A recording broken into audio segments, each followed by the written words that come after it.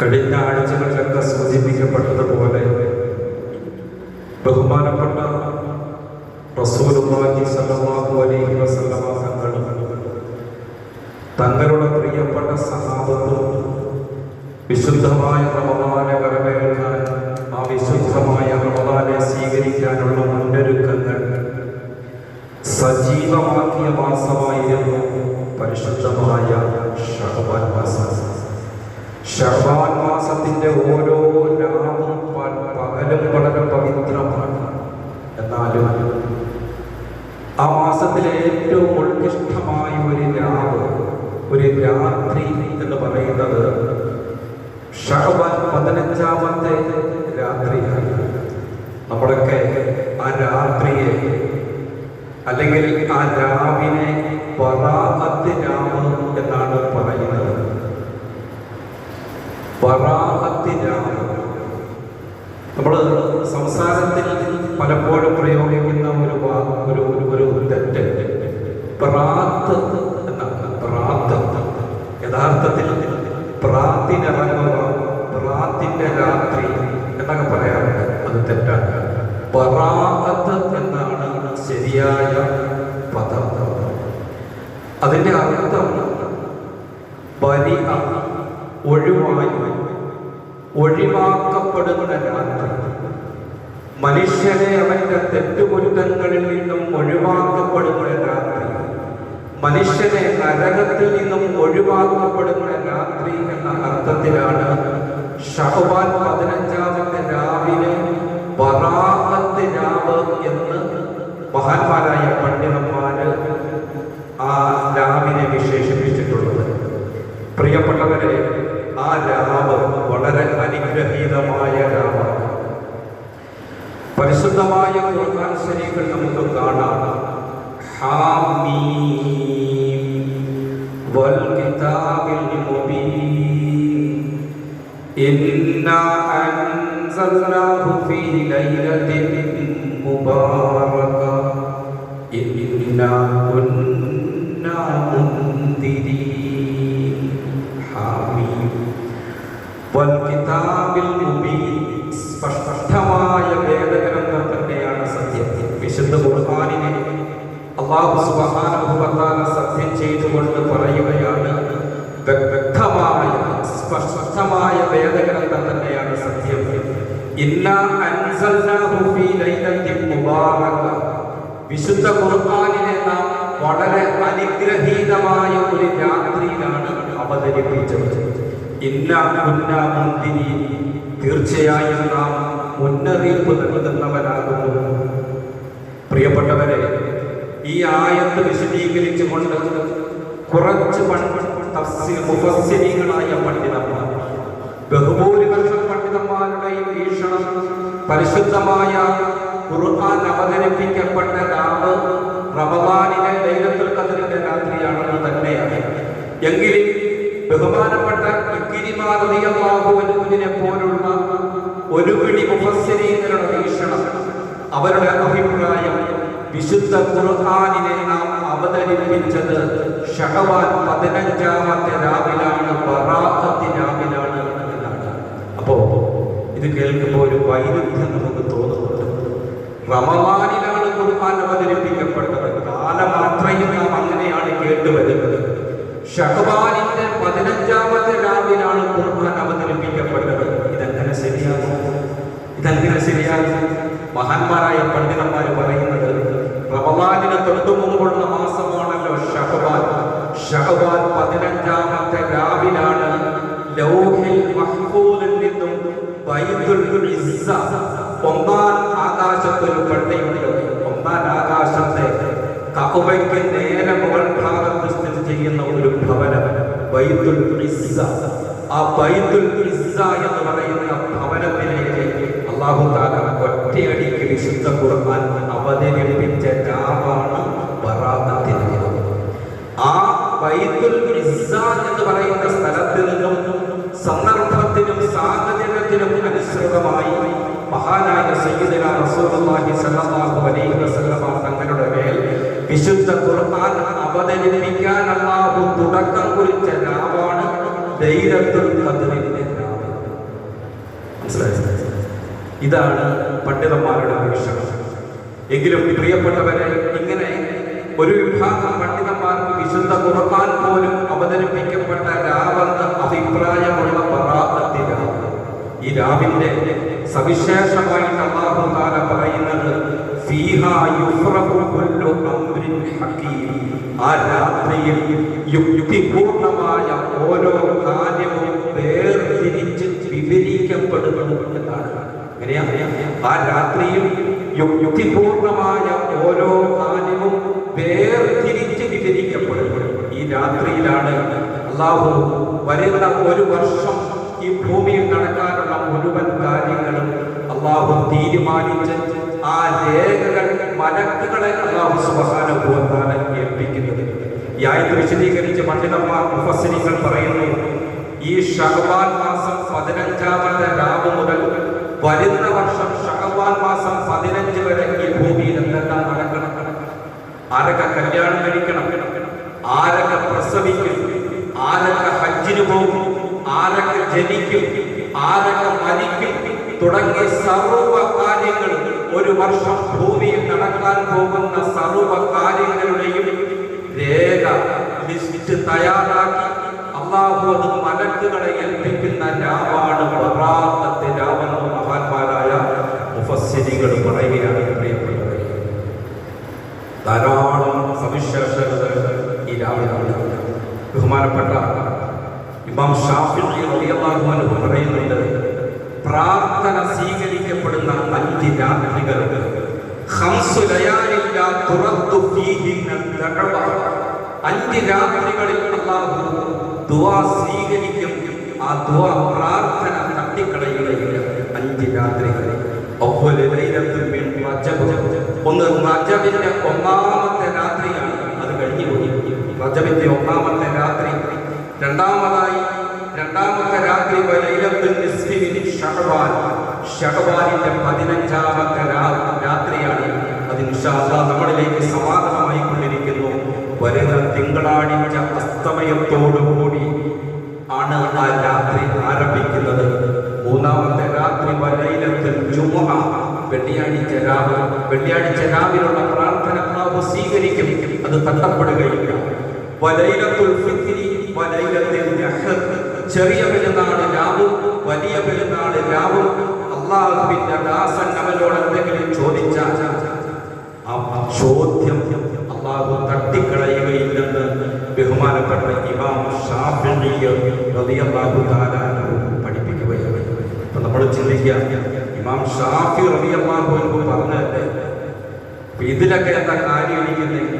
ആരാ പ്രിയപ്പെട്ടവരെ? ഇമാം ഷാഫിഈ റളിയല്ലാഹു അൻഹു ലോകത്ത് 3-ാമതായി ക്രോഡീകരിക്കപ്പെട്ട ബഹുഭൂരിപക്ഷം മുസ്ലിമീങ്ങൾ തഖ്ലീദ് ചെയ്യുന്ന, അനുകരിക്കുന്ന, പിന്തുടരുന്ന ഷാഫിഈ മദ്ഹബ്. ആ ഷാഫിഈ മദ്ഹബിന്റെ പണ്ഡിതനാണ് ഇമാം ഷാഫിഈ റളിയല്ലാഹു അൻഹു. 10 ലക്ഷം ഹദീസ് മനഃപ്പാഠമുള്ള ലോകം കണ്ട ഏറ്റവും വലിയ പണ്ഡിതൻ ഇമാം ഷാഫിഈ റളിയല്ലാഹു അൻഹു. അത്ഭുതം തോന്നുന്നില്ലേ? 10 ലക്ഷം ഹദീസ്. ഇരിക്കുന്ന ആർക്കെങ്കിലും നമുക്ക് പൂർണ്ണമായിട്ട് ഒരു ഹദീസെങ്കിലും അറിയാമോ? ആലോചിക്കുക. അഥവാ നമ്മളൊരു ഹദീസ് പഠിച്ചാൽ അടുത്ത ഒരു ഹദീസ് പഠിക്കുമ്പോൾ ആദ്യം പഠിച്ച ഹദീസ് മറന്നു പോകും.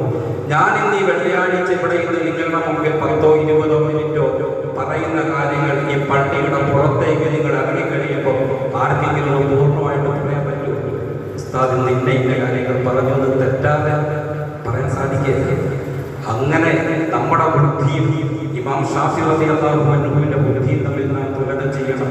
10 ലക്ഷം ഹദീസ് മനഃപ്പാഠമുള്ള 6 അല്ലെങ്കിൽ 8 വയസ്സ് പ്രായമുള്ളപ്പോൾ വിശുദ്ധമായ ഖുർആൻ മനഃപ്പാഠമാക്കുകയും ആ വിശുദ്ധ ഖുർആൻ താഴെന്ന് മുകളിലേക്ക് ഓതുകയും ചെയ്ത പണ്ഡിതനാണ് ഇമാം ഷാഫിഈ റളിയല്ലാഹു അൻഹു. വൈരിൽ മഗ്ലൂബി അലൈഹിം വലദ്ദാലിൻ. 5 നേരത്തെ നമസ്കാരത്തിൽ നമ്മൾ കൃത്യമായി പാരായണം ചെയ്യുന്ന സൂറത്തുൽ ഫാത്തിഹ. ഈ സൂറത്തുൽ ഫാത്തിഹ ഓതിയിട്ട് വൈരിൽ മഗ്ലൂബി അലൈഹിം വലദ്ദാലിൻ തൊട്ട് മുമ്പുള്ള ആയത്ത് പെട്ടെന്ന് ആർക്കെങ്കിലും പറയാൻ പറ്റുമോ? ഇച്ചിരി കഷായങ്ങൾ നമ്മൾ ആദ്യം മുതൽ അൽഹംദുലില്ലാഹി ആലമീൻ റഹ്മാനിർ റഹീം ഓതേണ്ടി വരും. എന്നാൽ ഇമാം ഷാഫി റളിയല്ലാഹു അൻഹു ഒരു സൂറത്തല്ല 114 സൂറത്തുകൾ താഴെ നിന്ന് മുകളിലോട്ടും ഓതും, മുകളിൽ നിന്നും താഴോട്ടും ഓതും. ആ പണ്ഡിതന്റെ കഴിവ് നടിച്ചു. അദ്ദേഹം പറയുകയാണ്, 5 രാത്രികളിലുള്ള പ്രാർത്ഥന അല്ലാഹു തആല തട്ടിക്കളയുകയില്ല. അതിൽ പ്രധാനപ്പെട്ട ഒരു രാവ് ഫീ ലൈലത്തി നിസ്ഫി മിൻ ശഅബാൻ, ശഅബാനിന്റെ 15ാമത്തെ രാവ് ബറാഅത്ത് രാവാണെന്ന് ഇമാം ഷാഫി റളിയല്ലാഹു അൻഹു പഠിപ്പിക്കുകയാണ്. പ്രിയപ്പെട്ടവരെ, ബറാഅത്ത് രാവ്, ആ രാവ് ഇദാ കാനത്ത് ലൈലത്തുൽ നിസ്ഫി മിൻ ശഅബാൻ. അതുകൊണ്ട് മഹാനായ സയ്യിദുനാ റസൂലുള്ളാഹി സ്വല്ലല്ലാഹു അലൈഹി വസല്ലം തങ്ങൾ പറഞ്ഞു, ശഅബാനിന്റെ 15ാമത്തെ രാവായാൽ ഫഖൂമു ലൈലഹാ വസൂമു നഹാറഹാ, നിങ്ങൾ ആ രാത്രി ഹയാത്താക്കണം. ആ രാത്രിയിൽ നിങ്ങൾ സാധിക്കുന്നിടത്തോളം നിങ്ങൾ നിന്ന് നമസ്കരിക്കണം. വസൂമു നഹാറഹാ, അതിന്റെ പകല് നിങ്ങൾ നോമ്പനുഷ്ഠിക്കണം. ബറാഅത്ത് നോമ്പ് പിടിക്കണം എന്ന് സയ്യിദുനാ മുഹമ്മദ് റസൂലുള്ളാഹി സ്വല്ലല്ലാഹു അലൈഹി വസല്ലം പഠിപ്പിക്കുകയാണ്. ഈ ഹദീസ് നിവേദനം ചെയ്യുന്നത് ബഹുമാനപ്പെട്ട അലി ഇബ്നു അബീ ത്വാലിബ് റളിയല്ലാഹു തആല അൻഹു. അലി ഇബ്നു അബീ ത്വാലിബ് റളിയല്ലാഹു അൻഹു ആരാണ് പ്രിയപ്പെട്ടവരെ? അലി ഇബ്നു അബീ ത്വാലിബ് റളിയല്ലാഹു അൻഹു നബി സല്ലല്ലാഹു അലൈഹി വസല്ലം തങ്ങൾ പറഞ്ഞു, അന മദീനത്തുൽ ഇൽമി വ അലിയുൻ ബാബുഹാ, ഞാൻ മദീനയുടെ പൂന്തോട്ടമാണെങ്കിൽ, ഞാൻ മദീനയുടെ വൈജ്ഞാനിക പട്ടണമാണെങ്കിൽ, ആ പട്ടണത്തിലേക്ക് പ്രവേശിക്കാനുള്ള പ്രവേശന കവാടമാണ് അലി റളിയല്ലാഹു അൻഹു എന്ന് മഹാനായ അഷ്റഫുൽ ഖൽഖ് നബി മുഹമ്മദ് മുസ്തഫ പ്രവാചകൻ സല്ലല്ലാഹു അലൈഹി വസല്ലം തങ്ങൾ വഫാത്താവുന്ന സമയത്ത് ഏതാണ്ട് 1.25 ലക്ഷം സഹാബാക്കൾ, 1,24,000-ഓളം സഹാബാക്കളുണ്ട്. ആ സഹാബാക്കൾക്കൊന്നും കൊടുക്കാത്ത പ്രത്യേകമായ ഒരു പദവി, പ്രത്യേകമായ ഒരു സവിശേഷത, ഒരു മഹത്വമാണ് അലിയാജി തങ്ങൾക്ക് നബി സല്ലല്ലാഹു അലൈഹി വസല്ലം തങ്ങൾ കൊടുത്തത്. ഞാൻ വൈജ്ഞാനിക പട്ടണത്തിന്റെ പട്ടണമാണെങ്കിൽ ആ പട്ടണത്തിലേക്ക് കടക്കാനുള്ള കവാടം അലി റളിയല്ലാഹു അൻഹു. അപ്പൊ അദ്ദേഹത്തിന്റെ വിജ്ഞാനം എത്രയാണ് നാം ആലോചിക്കുമ്പോൾ അദ്ദേഹമാണ് പറയുന്നത്, ബറാഅത്ത് രാത്രിയിൽ ഫഖൂമു ലൈലഹാ, ആ രാത്രിയെ നിങ്ങൾ ഇബാദത്തുകൾ കൊണ്ട് ധന്യമാക്കണം. വസൂമു നഹാറഹാ, അതിന്റെ പകല് നിങ്ങൾ നോമ്പനുഷ്ഠിക്കണം. എന്താണ് കാരണം? ഫഇന്നല്ലാഹ യൻസിലു ഫീ ഹാലി ഗുറൂബിശ് ശംസ്, സൂര്യൻ അസ്തമിച്ച് കഴിയുമ്പോൾ 15ാമത്തെ രാവ് ബറാഅത്ത് രാവ് പ്രവേശിച്ചു കഴിഞ്ഞാൽ അല്ലാഹു തആല 1-ാം ആകാശത്തേക്ക് ഇറങ്ങി വരുമെന്നാണ്. 1-ാം ആകാശത്തേക്ക് ഇറങ്ങി വരും എന്ന് പറഞ്ഞാൽ അല്ലാഹുവിനെ ഇറക്കവും കയറ്റവുമില്ല. അല്ലാഹുവിന്റെ പ്രത്യേകമായ ഒരു സാന്നിധ്യം, അല്ലാഹു അവന്റെ സൃഷ്ടികളെ പ്രത്യേകമായി പരിഗണിക്കും എന്നാണ് ഈ പറഞ്ഞതിന്റെ താല്പര്യം. അല്ലാഹു ആകാശ ലോകത്ത് നിന്ന് വിളിച്ചു ചോദിക്കും, അലാ മൻ മുസ്തഗ്ഫിരിൻ ഫഅഗ്ഫിറ ലഹു, ആരെങ്കിലും എന്നോട് പാപമോചനം തേടുന്നവരുണ്ടോ, ഞാൻ അവർക്ക് പുറത്തു കൊടുക്കാം. അലാ മുസ്തർസിഖിൻ ഫഅർസുഖുഹു, ആരെങ്കിലും എന്നോട് റിസ്ക് തേടുന്നവരുണ്ടോ, ഞാൻ അവർക്ക് റിസ്ക് കൊടുക്കാം. അലാ മുബ്തലൻ ഫഉആഫിയഹു, രോഗവും മറ്റ് പ്രയാസങ്ങൾ കൊണ്ട് ബുദ്ധിമുട്ടുന്നവരാരെങ്കിലും ഉണ്ടോ, അവരെന്നോട് പ്രാർത്ഥിക്കൂ. അവരുടെ പ്രയാസങ്ങൾ, അവരുടെ വിപത്തുകൾ, അവരുടെ പരീക്ഷണങ്ങൾ ഞാൻ മാറ്റിക്കൊടുക്കുക. അലാ ഖദാ ഹത്താ യത്ലുൽ ഫജ്ർ ഇബ്നു റവാഹു ഇബ്നു മാജ, പ്രഭാതം വരെ അല്ലാഹുവിനെ വിളിച്ച് ചോദിക്കുക എൻ്റെ അടിമകളോട്, ആർക്കെങ്കിലും എന്തെങ്കിലും ആവശ്യമുണ്ടോ എന്നോട് ചോദിക്കുക. ഈ രാത്രിയിൽ എന്നോട് ചോദിക്കുക. ഞാൻ അവരുടെ പ്രശ്നങ്ങൾക്ക് പരിഹാരം കാണാം. രോഗികളുണ്ടോ എന്നോട് പ്രാർത്ഥിക്കുന്നു, അവന്റെ രോഗത്തിന് ഞാൻ ശമനം കൊടുക്കാം. ദാരിദ്ര്യം കൊണ്ട് പ്രയാസപ്പെടുന്നവരുണ്ടോ എന്നോട് പ്രാർത്ഥിക്കൂ, സാമ്പത്തിക പ്രയാസങ്ങൾ ദൂരീകരിച്ചു കൊടുക്കാം. ഇങ്ങനെ അല്ലാഹു തആല സൃഷ്ടികളുടെ പ്രശ്നങ്ങൾ കൈകാര്യം ചെയ്യുന്ന, സൃഷ്ടികളുടെ പ്രശ്നങ്ങളിൽ ഇടപെടുന്ന പരിശുദ്ധമായ രാവാണ് ബറാഅത്തിന്റെ രാവെന്ന് ബഹുമാനപ്പെട്ട അലി ഇബ്നു അബീ ത്വാലിബ് റളിയല്ലാഹു തആല പഠിപ്പിക്കുകയാണ്. പ്രിയപ്പെട്ടവരെ, ഈ രാത്രി ഇതിന്റെ ഒരുപാട് സവിശേഷതകളുണ്ട്. ഞാൻ കുറെ ഭാഗം വിട്ടിട്ട് അവസാന ഭാഗം പറയാൻ പോവാം. കാരണം ഇനി ഒത്തിരി പറയാൻ സമയമില്ല. ഒത്തിരി പറയാൻ സമയത്ത് പ്രാർത്ഥന സ്വീകരിക്കപ്പെടുന്ന രാവാണ് ഈ ലൈലത്തുൽ ബറാഅ. അതുപോലെ മനുഷ്യരുടെ പാപങ്ങൾ അല്ലാഹു പുറത്തു കൊടുക്കുന്ന രാത്രിയാണ് ബറാഅത്ത് രാവ് എന്ന് പറയുന്നത്. ഈ രാത്രിയിൽ നബി സല്ലല്ലാഹു അലൈഹി വസല്ലം തങ്ങൾ പ്രധാനമായും ചെയ്ത ഒരു വലിയ ഇബാദത്തായിരുന്നു, ഒരു കാര്യമായിരുന്നു ഖബർ സിയാറത്ത്. എല്ലാവരും ശ്രദ്ധിച്ചിരിക്കണം. മഹദിയായ ആയിഷ റളിയല്ലാഹു തആല അൻഹ പറയുകയാണ്, ഫഖത്ത് റസൂലുള്ളാഹി സ്വല്ലല്ലാഹു അലൈഹി വസല്ലം ലൈലത, ഒരു രാത്രിയിൽ ആയിഷ റളിയല്ലാഹു അൻഹയുടെ വീട്ടിൽ ഹബീബായ റസൂലുള്ളാഹി സ്വല്ലല്ലാഹു അലൈഹി വസല്ലം തങ്ങൾ കഴിയുകയാണ്. ഓരോ ഭാര്യമാരുടെ വീട്ടിലും ഓരോരോ ദിവസങ്ങളായിരുന്നു പ്രവാചകൻ സല്ലല്ലാഹു അലൈഹി വസല്ലം തങ്ങൾ കഴിഞ്ഞുകൂടിയിരുന്നത്.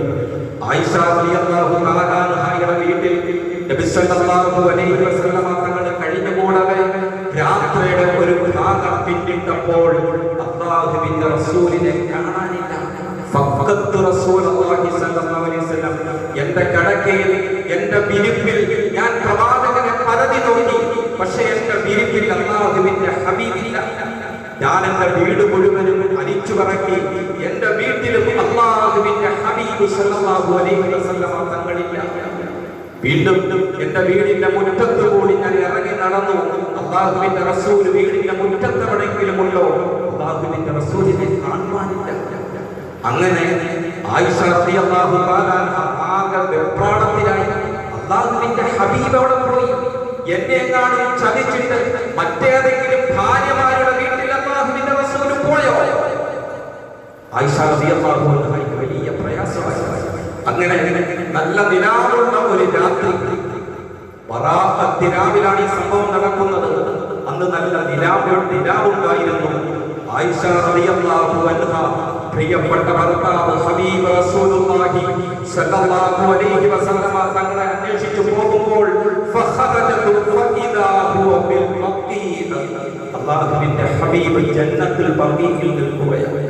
ജന്നത്തുൽ ബഖീ എന്ന് പറഞ്ഞാൽ പ്രവാചകന്റെ സഹാബത്തിനെ കബറടക്കം ചെയ്യപ്പെടുന്ന മഖ്ബറ, പ്രവാചകന്റെ ബന്ധുമിത്രാദികൾ, പ്രവാചകന്റെ അനുചരന്മാരെ കബറടക്കം ചെയ്യപ്പെടുന്ന മഖ്ബറയുടെ പേരാണ് ജന്നത്തുൽ ബഖീ. ആ ജന്നത്തുൽ ബഖീയിൽ നിന്നുകൊണ്ട് മരണപ്പെട്ടു പോയ സഹാബത്തിന് വേണ്ടി ഹബീബായ റസൂലുള്ളാഹി സ്വല്ലല്ലാഹു അലൈഹി വസല്ലം തങ്ങൾ ദുആ ചെയ്യുകയാണ്. സഹാബത്തിന്റെ ഖബറുകൾ ഹബീബ് റസൂലുള്ളാഹി സ്വല്ലല്ലാഹു അലൈഹി വസല്ലം തങ്ങൾ സന്ദർശിക്കുകയാണ്. സഹോദരന്മാരോട് ശ്രദ്ധിക്കണം, ബറാഅത്ത് രാത്രിയിൽ അല്ലാഹുവിന്റെ റസൂൽ ചെയ്ത വലിയൊരു കാര്യമായിരുന്നു പ്രിയപ്പെട്ട സഹാബത്തിന്റെ ഖബർ സന്ദർശിക്കുക എന്നുള്ളത്. ആയിഷ റളിയല്ലാഹു അൻഹ ചെല്ലുമ്പോൾ ജന്നത്തുൽ ബഖീയിൽ നിന്നുകൊണ്ട് ആ ഖബർസ്ഥാനിൽ അടക്കപ്പെട്ട പ്രിയപ്പെട്ട സഹാബത്തിന്റെ പാപമോചനത്തിന് വേണ്ടി, പരലോക മോക്ഷത്തിന് വേണ്ടി ഹബീബായ റസൂലുള്ളാഹി സ്വല്ലല്ലാഹു അലൈഹി വസല്ലം തങ്ങൾ പ്രാർത്ഥിക്കുകയാണ്. പ്രാർത്ഥന കഴിഞ്ഞ് പ്രവാചകൻ മടങ്ങി വരുമ്പോൾ ആയിഷ റളിയല്ലാഹു അൻഹ ചോദിക്കുന്നുണ്ട്, ആയിഷ പേടിച്ചു പോയോ? ആയിഷ, നിന്നെ ഇട്ടിട്ട് മറ്റേതെങ്കിലും ഭാര്യമാരുടെ വീട്ടിലേക്ക് പോയി എന്ന് നീ തെറ്റിദ്ധരിച്ചോ? ആയിഷ, ഈ രാത്രി ഏതാണെന്ന് നിനക്കറിയാമോ? ഇത് ശഅബാൻ 15-ാമത്തെ രാത്രിയാണ്. ഇത് ബറാഅത്തിന്റെ രാവാണ്. ഈ രാത്രിയിൽ അല്ലാഹു സർവ്വ സൃഷ്ടികൾക്കും പൊറുത്തു കൊടുക്കുമെന്ന് ഹബീബ് മുഹമ്മദ് റസൂലുള്ളാഹി സ്വല്ലല്ലാഹു അലൈഹി വസല്ലം തങ്ങൾ പഠിപ്പിച്ചു. പ്രിയപ്പെട്ടവരെ, ആയിഷ റളിയല്ലാഹു അൻഹയോട് പറഞ്ഞു. എന്നിട്ട് രണ്ട് വിഭാഗം ആളുകൾക്ക് അല്ലാഹു പുറത്തു കൊടുക്കുകയില്ലെന്നും ആയിഷ റളിയല്ലാഹു അൻഹയോട് മഹാനായ റസൂലുള്ളാഹി സ്വല്ലല്ലാഹു അലൈഹി വസല്ലം തങ്ങൾ പറഞ്ഞു. ആരാണ് രണ്ട് കൂട്ടർ? വിശദീകരിക്കാൻ സമയമില്ല. ഇല്ലാൽ മുശ്രിക്കിൻ ഔ മുശാഹിദിൻ. പ്രവാചകൻ പറഞ്ഞു, സർവ്വ സൃഷ്ടികൾക്കും അല്ലാഹു ഈ രാത്രിയിൽ അവരുടെ പാപങ്ങൾ പുറത്തു കൊടുക്കും. പാപത്തിൽ നിന്നും അല്ലാഹു അവരെ മോചിതരാക്കും. ഖബറിൽ നിന്നും അല്ലാഹു അവർക്ക് മോചനം കൊടുക്കും. രണ്ട് വിഭാഗം ആളുകൾ ഒഴികെ. ഒന്ന് മുശ്രിക്കിൻ, ശിർക്ക് ചെയ്യുന്നവർക്ക്. ശിർക്ക് ചെയ്യുന്നവർക്ക് അല്ലാഹു പുറത്തു കൊടുക്കുകയില്ല. ഔ മുശാഹിദിൻ, പരസ്പരം തർക്കിച്ചു കഴിയുന്നവർ, ഷണ്ട കൂടി കഴിയുന്നവർ, വൈരാഗ്യവും വിദ്വേഷവും മനസ്സിൽ വെച്ചുപിടിപ്പിച്ചുകൊണ്ട് നടക്കുന്നവർ, കാണുമ്പോൾ മുഖം തിരിഞ്ഞ് നടക്കുന്നവർ, പരസ്പരം പിണങ്ങി കഴിയുന്നവർക്ക് ഈ പവിത്രമായ രാത്രിയിൽ അല്ലാഹു പുറത്തു കൊടുക്കുകയില്ലെന്ന് ആരംഭപൂവായ നബി മുഹമ്മദ് മുസ്തഫ. ഉറക്കെ പറഞ്ഞു, നബി മുഹമ്മദ് മുസ്തഫ. അള്ളാഹു നമ്മളെ ഈ രണ്ട് വിഭാഗത്തിൽ നിന്നും കാത്തുരക്ഷിക്കുമാറാകട്ടെ. അള്ളാഹു കാത്തുരക്ഷിക്കുമാറാകട്ടെ. എല്ലാവർക്കും അള്ളാഹു പുറത്തു കൊടുക്കുന്ന രാത്രിയാണ് പ്രിയപ്പെട്ടവരെ. ഞാൻ പറഞ്ഞു വന്നത് ലൈലത്തുൽ ബറാഅത്ത് രാത്രിയിൽ ഹബീബായ പ്രവാചകൻ പ്രിയപ്പെട്ട സഹാബത്തിന്റെ ഖബർ സന്ദർശിക്കാൻ വേണ്ടി പോയി. നമ്മൾ എന്ത് ചെയ്യണം? ബറാഅത്ത് രാത്രിയിൽ നമ്മുടെ പൂർവീകരായ ആളുകൾ, പലരുടെയും മാതാപിതാക്കൾ, പലരുടെയും ഭാര്യ, മക്കളൊക്കെ നമ്മുടെ ഈ ഖബർസ്ഥാനിൽ നാന്തി ഉറങ്ങുകയാണ്. എത്രയോ വർഷങ്ങളായിട്ട് ഖബറടക്കം കഴിഞ്ഞൊരു 3-ാം സിയാറത്ത്, പിന്നെ ഒരു 40, പിന്നെ ആദ്യത്തെ ഒരു വർഷം ഒരാണ്ട്, പിന്നെ പിന്നെ അത്തായില്ല, അമ്മായില്ല. ഒന്ന് രംഗത്ത് കൈവച്ചിട്ട് ആലോചിച്ച് എന്റെ എത്രയോ ആളുകൾ ഈ ഖബർസ്ഥാനിൽ കിടക്കുന്നു. ഏതെങ്കിലും ഒരു വെള്ളിയാഴ്ച പരിശുദ്ധമായ ജുമാ നമസ്കാരത്തിന് വേണ്ടി വരുമ്പോൾ ഈ ഖബർസ്ഥാനിൽ കയറി ഒരു ഫാത്തിഹ ഓതി മരണപ്പെട്ട് കിടക്കുന്ന ആളുകൾക്ക് വേണ്ടി പ്രാർത്ഥിക്കുന്നവർ എത്ര പേരുണ്ട് എന്റെ പ്രിയപ്പെട്ട സഹോദരന്മാർ? ആരെയും കുറ്റപ്പെടുത്താൻ വേണ്ടി ചോദിക്കുകയല്ല, ചിന്തിക്കാൻ വേണ്ടി ഞാൻ ചോദിക്കുകയാണ്. എത്ര പേരുണ്ട് ഈ ഖബർസ്ഥാനിൽ കയറി മരണപ്പെട്ടു പോയവർക്ക് വേണ്ടി പ്രാർത്ഥിക്കുന്നത്? നമ്മുടെ മരം അവർക്ക് വലിയ സന്തോഷമാണ്. നമ്മൾ നബി സല്ലല്ലാഹു അലൈഹി വസല്ലം തങ്ങളുടെ ഹദീസിൽ കാണാം, മൻ സാറ ഖബറ അബവൈഹി, ആരെങ്കിലും തന്റെ മാതാപിതാക്കളുടെ ഖബർ സന്ദർശിച്ചാൽ, ഔ അഹദഹുമാ, അല്ലെങ്കിൽ മാതാപിതാക്കളിൽ ഒരാളുടെ ഖബർ സന്ദർശിച്ചാൽ, ഫീ കുല്ലി ജുമഅത്തിൻ മർറതൻ, എല്ലാ ആഴ്ചയിലും ഒരു പ്രാവശ്യം മാതാപിതാക്കൾ 2 പേരുടെയോ അല്ലെങ്കിൽ ഒരാളുടെയോ ഖബർ സന്ദർശിച്ചാൽ, അല്ലാഹു പുറത്തു കൊടുക്കും. മാതാപിതാക്കൾക്ക് നന്മ ചെയ്യുന്നവരുടെ കൂട്ടത്തിൽ അല്ലാഹു അവനെ രേഖപ്പെടുത്തിയിരിക്കുമെന്ന് ഹബീബ് മുഹമ്മദ് മുസ്തഫ സല്ലല്ലാഹു അലൈഹി വസല്ലം. അല്ലാഹു പുറത്തു കൊടുക്കും. മാതാപിതാക്കൾക്ക് ഗുണം ചെയ്യുന്ന മക്കളുടെ കൂട്ടത്തിൽ അല്ലാഹു അവരെ രേഖപ്പെടുത്തി വെക്കുമെന്നാണ്. അതുകൊണ്ട് ഇൻഷാ അല്ലാഹ് വരുന്ന ആഴ്ച വരുമ്പോഴേക്കും നേരത്തെ വരണം. വെള്ളിയാഴ്ച അല്ലാഹു നമുക്ക് ഒരാഴ്ചയിൽ ഒരു ദിവസം നൽകിയിട്ടുണ്ട്. വെള്ളിയാഴ്ച അല്പം നേരത്തേക്ക് വന്നിട്ട് ആ ഖബർസ്ഥാനിലോട്ട് പോകണം. അവിടെ മരണപ്പെട്ടു പോയി കിടക്കുന്നവർക്ക് വേണ്ടി ഒരു ഫാത്തിഹ ഓതി, ഒരു ഖുൽ ഹുവല്ലാഹു ഓതി ഒന്ന് പ്രാർത്ഥിക്കണം പ്രിയപ്പെട്ടവരെ. ഇനി അതിന് സമയം കിട്ടിയില്ലെങ്കിൽ പള്ളി കഴിഞ്ഞ് മടങ്ങി പോകുമ്പോൾ, പിരിഞ്ഞു പോകുമ്പോൾ 5 മിനിറ്റ് മതി. ആ റോഡിലും പള്ളി മുറ്റത്തും ഒക്കെ നിന്ന് വർത്താനം പറയുന്ന 5 മിനിറ്റ് സമയം അങ്ങോട്ടൊന്ന് പോയിട്ട് അവിടെ വേണ്ടപ്പെട്ടവർ ആരൊക്കെ ഉണ്ടെന്ന് നിങ്ങൾക്കറിയാം. നിങ്ങളുടെ ആരൊക്കെയാണ് അവിടെ ഖബറടക്കം ചെയ്യപ്പെട്ടിട്ടുള്ളത് എനിക്കറിയില്ലല്ലോ. നിങ്ങൾ അവിടെ പോയിട്ട് ചെയ്യണം, അവർക്കൊരു ഒന്ന് പ്രാർത്ഥിക്കണം. ഇൻഷാ അല്ലാഹ് ഈ നല്ല ശീലമൊക്കെ നമ്മുടെ ജീവിതത്തിൽ ഉണ്ടാകണം. നബി പറയാണ്, നമ്മൾ അവിടെ ചെന്ന് കഴിഞ്ഞാൽ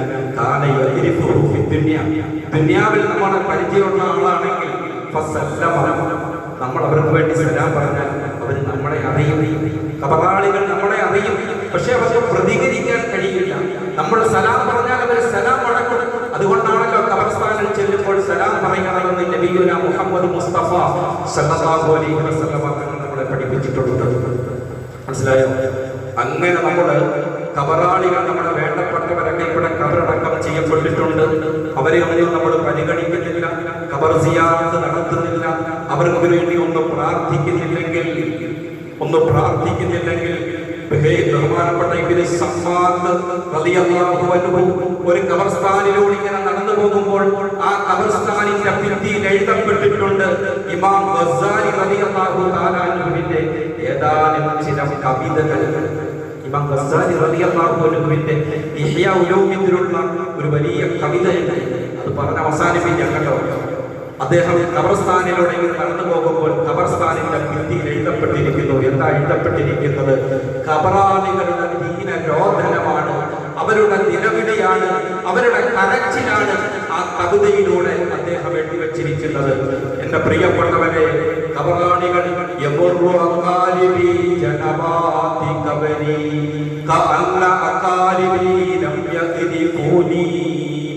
ذوي الميراث يقتسمون مالي فما يقلون أن جحدوا ديوني وقد أخذوا سهامهم وعاشوا فيا لله يسرع ما نسوني.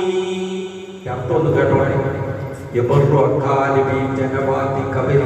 എന്റെ കബറിന്റെ ഓരോ കൂടി ഇതാ എന്റെ മകൻ നടന്നു പോകുന്നു, എന്റെ സഹോദരൻ നടന്നു പോകുന്നു, എന്റെ പിതാവ് നടന്നു പോകുന്നു, എന്റെ മാമ നടന്നു പോകുന്നു.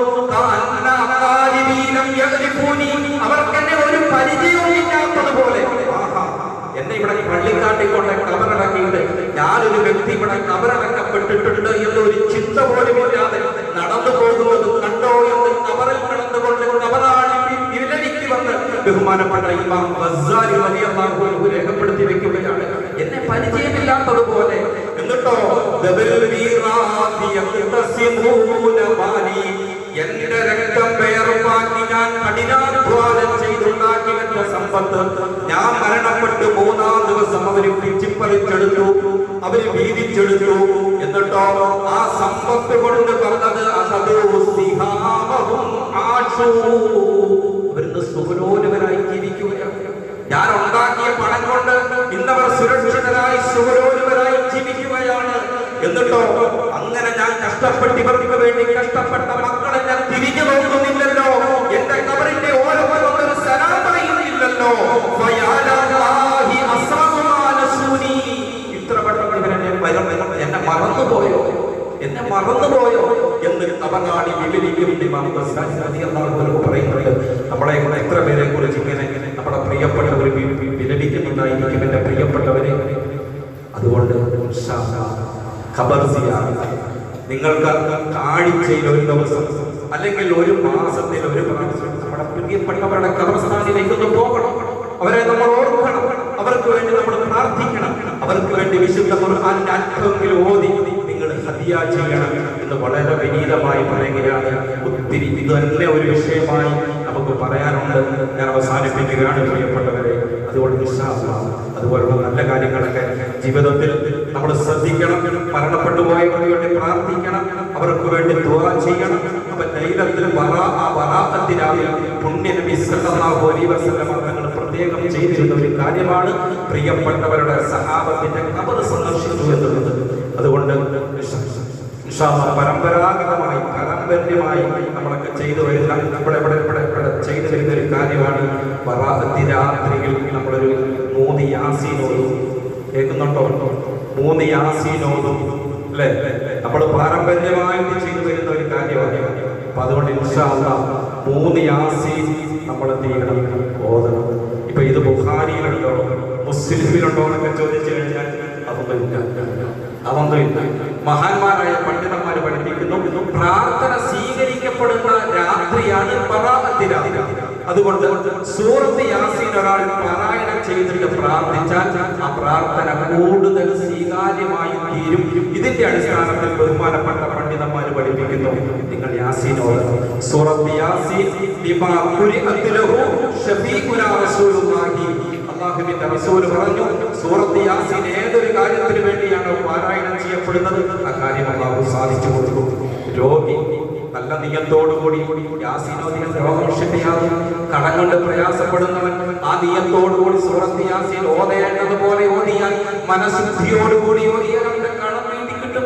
അവന് ഭൗതികമായ എന്ത് കാര്യങ്ങളുണ്ടോ ആ കാര്യങ്ങളൊക്കെ നിയത്ത് ചെയ്തുകൊണ്ട് സൂറത്ത് യാസീൻ ഓതിയാൽ അത് സാധിച്ചു കിട്ടുമെന്ന് അഷ്റഫുൽ ഖൽഖി നബി മുഹമ്മദ് മുസ്തഫ സല്ലല്ലാഹു അലൈഹി വസല്ലം.